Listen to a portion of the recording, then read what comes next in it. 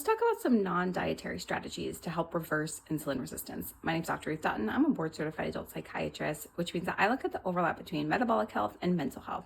And we know that there's a connection between insulin resistance and mental health symptoms, things like brain fog, depression, anxiety. So if we can reverse that insulin resistance, there's a good chance you can have an improvement in these symptoms. Now, we've talked about dietary interventions, things like changing the amount of carbohydrates you eat, the quality of carbohydrates you eat, and when you eat them. But let's talk about a few other factors that can significantly impact insulin resistance and blood glucose levels. Now, although diet is the most important factor, these are also going to be really important. So the first one is going to be sleep. So when you're not getting enough sleep, your body is going to release cortisol, and cortisol is going to also cause spikes in your blood sugar, which contribute to the development of insulin resistance. If you've ever tried a CGM or continuous glucose monitor, you can see how much your blood sugar levels are affected by a bad night's sleep. Not only are you going to wake up with a higher blood sugar level, but it's going to persist throughout the day. Secondly is going to be exercise. When you engage in physical activity, it activates receptors on your cells that allow them to take up the glucose in the blood and utilize them for energy or store for fat if it's too much. But just 1 to 2 minutes of squats or some other intense activity can activate that change, and that can help to regulate your blood sugar levels all day long.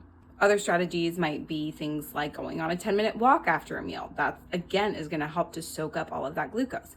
And also strength building is a significant component as well, because the more muscle mass you have, the greater carbohydrate load you're going to be able to tolerate. And then lastly is going to be stress management. So similar to sleep, if you're chronically stressed, then your cortisol levels are going to be elevated. And when cortisol is elevated, it causes spikes in blood sugar, as well as the desire to eat, irritability, which again, we often cope with through eating. So engaging in things like a regular mindfulness practice, spending time with your loved ones and social connections. And if at all possible, you make adjustments to your life so that there's not significant chronic stressors going on.